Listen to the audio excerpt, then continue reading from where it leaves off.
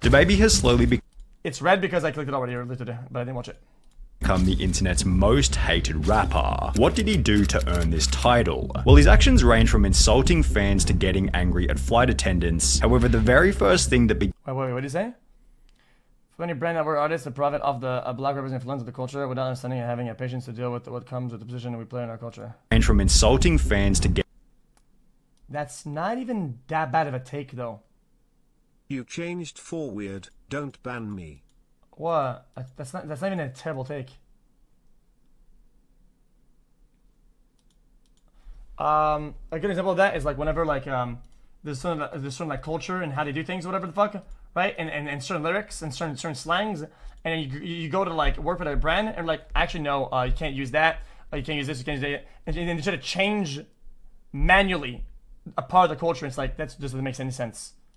So they want to get the profit, but they don't want what it comes from, what it comes with. I think that's lame as fuck. That's spineless. Said it. insulting fans to getting angry at flight attendants. However, the very first thing that began to turn DaBaby's audience against him was the time he'd get into a beef with kids YouTuber Jojo Siwa. The argument began after DaBaby would post a song titled Beatbox Freestyle, in which he'd hold up a photo of Jojo Siwa and call her a bunch of nasty names. The snippet was instantly shared to Twitter, where it gained over 1 million views and 42,000 likes on a post reading, "What TF did Jojo Siwa do that made DaBaby mad like that?" While some joked about DaBaby calling her out over a height insecurity, most were simply baffled that DaBaby would target a kid's YouTuber. She's literally a child, kinda out of line to be honest. Yo, that is funny AF, he really came for a whole kid, which accompanied a post by James Charles reading, "Can someone please explain why DaBaby is dissing Jojo Siwa when she's 12 years younger, 10 times richer, and 2 inches taller than him?" Now DaBaby had absolutely no business in responding to these comments, as they weren't really even criticism. A lot of the responses were supportive, such as, "I don't think he meant nothing of it, probably just needed something to say," and the others were simply surprised that DaBaby went there, which is literally how DaBaby described his own branding. I'm gonna say, I can't believe he said that. However, despite also stating that he wasn't the type of guy to respond to things online, When it's said outside of music and I'm expected to respond and clear it up without using music, that ain't what I do. he'd still take to Twitter to squash the drama in a post reading, "It's Jojo Siwa. My 3-year-old princess is your #1 fan. I bought her every product you have out, she thinks she you. Don't let him trick you into thinking I'd ever have a problem with you. My wordplay just went over their heads. All love on my end, shorty, keep shining." Now DaBaby's response was actually pretty decent, but since he never needed to respond in the first place, all it did was show everyone that he was paying attention to the drama and was unable to stay silent if he was criticized too heavily. In the lead up to this tweet, DaBaby had established a reputation as a kind of hardcore gangster rapper, and to be on Twitter justifying why he made a diss on a kid's YouTuber felt kind of inauthentic to his image. DaBaby stated in an interview that he's doing his own thing and is not really caught up in any of the internet drama. I'm just doing me, like I'm not even really caught up in what I got going on. Yet in a different interview, he contradicts this by stating that he's willing to change his opinions if the internet criticism becomes too harsh. It's about how much you value others' opinions on the internet or just, people's opinion around you. I don't value it until they get to messing with my money. You know what I'm saying? Okay, cool. Now you probably need to take heed to that, make some adjustments. While this is certainly a more mature approach, maturity is rarely what people are looking for. Whoa. Unless Sunny doesn't, I don't think Sunny understands this. Wait a minute, hold up. Make some adjustments. While this is certainly a more mature approach, That is not mature at all. That's saying that his morals can be bent by whatever the brands tell him to do it, to bend it with. That doesn't come from him. It comes from outside pressure. Based on, what do you say you? What do you say you? You what? You what? You what? What do you say you what, bitch? Are you idiotic? You? How does that even relate to me at all? maturity is rarely what I censor my takes because they'll literally get me banned and deplatformed, dumb fuck. I don't... Dude, most of my takes are pretty tame. I don't think I've ever... The only thing I don't do is do like far-fetched, like fucking Destiny-style jokes that just get you insta-banned. people are looking for in music and entertainment. I could be wrong about this, but it often feels as though the personality of the person making the music is just as important as the music itself, and when it comes to hardcore rap, people want to follow the completely unapologetic gangster as opposed to the person who's known for responding to criticism. You guys don't get it, dude. Dude. You can have an opinion, right? I can say that opinion, and if I make a joke about it that's like far-fetched, like I could get banned, messes with my money, right? I still have the same opinion. I don't change the opinion based on the money. But he says that if he thinks a certain thing, and people say don't do that, he changes one because it messes with the money. That's a completely different ballgame. Working the music is just as important as the music itself, and when it comes to hardcore rap, people want to follow the completely unapologetic gangster as opposed to the person who's known for responding to criticism on Twitter. This point feeds perfectly into his response to the Rolling Loud controversy, which happened only 4 months after the incident with Jojo Siwa. Whilst on stage, DaBaby would imply that people with HIV weren't welcome at his shows, and since the event was being streamed online, the internet began to discuss the comments immediately. Now, as mentioned in other videos, if DaBaby had simply stayed silent on the criticism, the problem would have disappeared. However, just like the Jojo Siwa controversy, he felt the need to clarify his position with a public statement. I'm gonna address this one time and I'm gonna get back to giving my love to my fans. See what I'm saying? Cause what me and my fans do at the live show, it don't concern you. It's not y'all business. What I do at a live show is for the audience at the live show. It'll never translate correctly to somebody looking at a little 5-6 second clip on their phone. It just don't work like that. This Instagram live stream only led to more people discovering what he had said, and shortly thereafter celebrities such as Elton John, Madonna and Dua Lipa were stating on Instagram that they were surprised and horrified at DaBaby's comments. DaBaby stated that he wasn't worried at any point during the Rolling Loud controversy. Were you kind of scared, like how everyone was like trying to cancel you and shit like that? Nah, I wasn't scared. That was probably my problem. However, this is a complete contradiction to his actions, because if he wasn't— Okay, I agree calling out people for the dumb shit that they do, right? But I think dogpiling, like overplaying your reaction is just fucking virtue signaling. I think that's like what fucking hoes, bitch ass hoes do.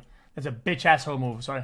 Scared, he wouldn't feel the need to take to Twitter and apologize, which is what he would do after the Instagram live stream. I want to apologize to the LGBTQ+ community for the hurtful and triggering comments I made. Again, I apologize for my misinformed comments about HIV/AIDS, and I know education on this is important. Going back to the problem of authenticity, DaBaby would go on to state that he didn't even agree with his own apology. Even though, you know, I don't agree with it, you feel me? Like, you know, if this the example that gotta be made, if this what God want me to go through, you feel me? For whatever reason, let's do it, I'm with it. And that he only put it out because at a certain level, you have to move in a different way. You get to certain levels in it, you know, you gotta make adjustments, you know what I'm saying, and move a certain way. It's simple, you know. Ironically, he's talking to Charlemagne, who wrote a book on how living an authentic life is the quickest path to success, which is something that DaBaby himself highlighted as the reason behind why he's been so successful. What makes you different? Nah, man, I'm like, just why do you me, have that drive? You know what I'm saying? Like, I'm just me. Yet going back on his own statements and posting insincere apologies was the opposite. Why was it so after your hot takes? Because I think people that understand this, I say so after my hot takes, because I want people not to feel personally attacked by what I say, and I think saying sorry for these guys, I think they understand it. People in chat knows that it's not at them, it's at the idea of it, but it's not against them.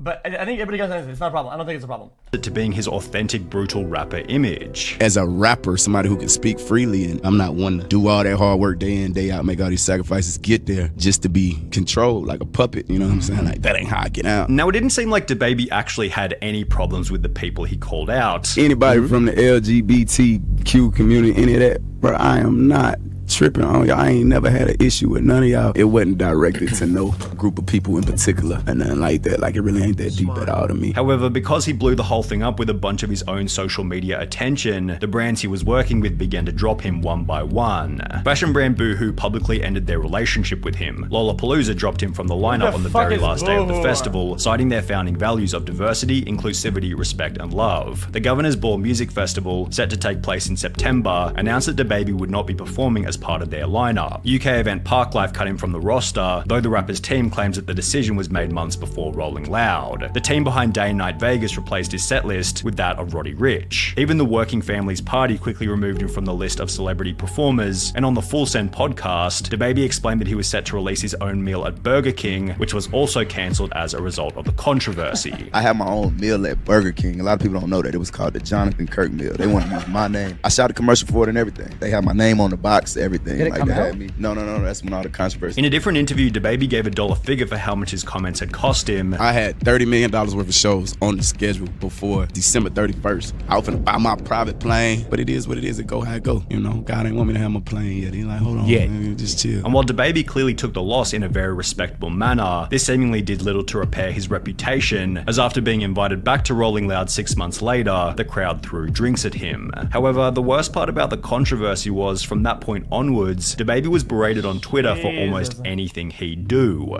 For example, people brought up the time where he'd attack a fan at a club for putting a flashlight in his face, resulting in another apology video. I do sincerely apologize. Keep in mind, I couldn't see you. Accompanying another bizarre clip of him being rejected. Sometimes it's just about not like doing a thing that's like far out for no reason. So it's like if I went like super hard for no reason out of the blue. So in chat, because I posted a video that I tell you guys, if you eat sushi, you're a piece of fucking dog shit. I don't want you in the chat. You're ugly as fuck, man. You're a dumb fuck. How about you close the internet, man, and you go fucking take a nap, pussy dumb fuck. Like whoa, like why though? Like I think these things that people say, dude, I'm just being authentic, but nobody asks. I mean, nobody cares about this shit. Like why go hard like that? Whilst trying to kiss a fan. That's usually what people do though a lot of times when they're being like hateful, quote unquote, or like go like against certain topics like LGBTQ plus type shit. This is like out of the blue for no fucking reason. Like, okay, I guess you're so authentic, so cool, bro. Which also warranted some kind of strange Instagram response to the event. And he just kept making mistake after mistake after mistake. After mistake, after mistake. There was also the time where he'd make what seemed to be a satirical tweet stating that he was voting for Kanye, which warranted responses such as, "Waste, I can't believe you're even promoting this. Baby, you got too big of a platform to be tweeting this nonsense. Bruh, you're not even eligible to vote," which accompanied a different, more recent video where he'd get angry at a flight attendant for not combing her hair. That's not a problem. Sorry, I said it. No, I'm not gonna say sorry. I'll say how it is. That's not, saying you're gonna vote for somebody is not a problem. It is never a problem. You're allowed, you're entitled to have an opinion about I'm sorry, I don't give a fuck. It is the basis of democracy that you're allowed to vote for whoever the fuck you want to vote for, okay?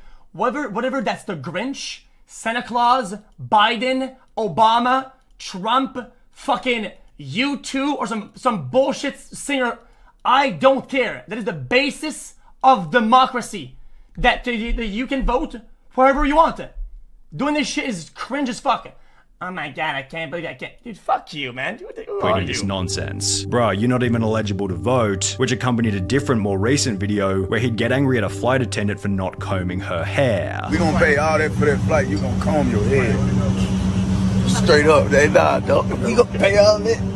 You gonna comb your head, the least you could do. This is probably part of the reason why DaBaby believes that social media can become a negative thing once you reach a certain size. But at some point, I think like it may be safer for you not to use it as much because you can become overexposed. But the real question is, how has this affected the performance of his music? Well, his latest album released in September 2022, which was titled Baby on Baby 2, sold only 16,000 units in its first week. It's also about freedom to fuck, criticize your dumb takes.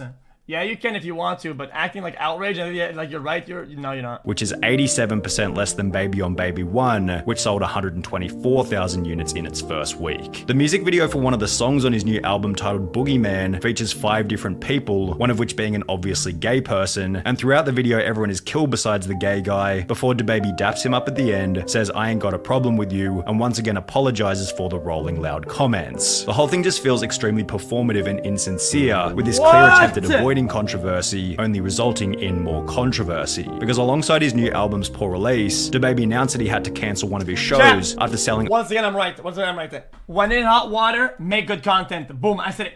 Bro, it's how the world works. People that buy shit, that consume shit, don't care, man. If you're in hot water, you make good shit.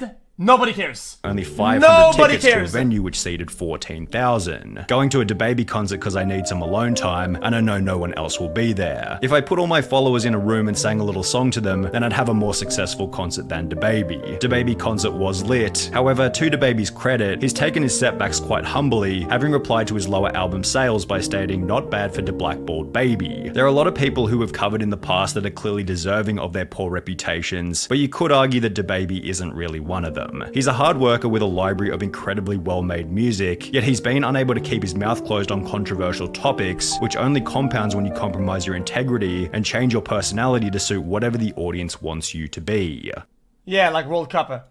Like, during hot water, everybody is exposing a bunch of yeah. The show goes on, the people play, the things go on, nobody gives a fuck, and you know what happens? People watch. People watch. At the end of the day, they care about the product. They don't give a fuck what's going on. Well, wait a second, question mark.